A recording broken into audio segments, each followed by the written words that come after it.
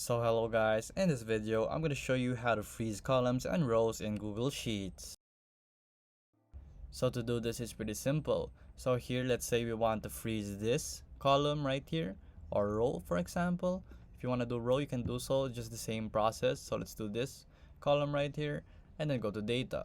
From data you'll just have to locate your protect sheets and ranges and then press that. From there, as you can see, I already have one, so let's add one. So let's enter description, so no editing, and let's just place it right here.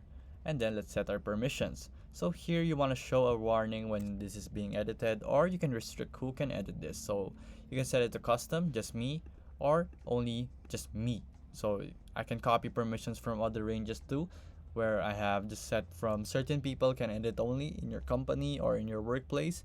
So you want to show an edit or warning right here, you can do so. So when you're trying to edit this, let's just place this, it's gonna show this, and then if you don't want, just cancel it, and there you go.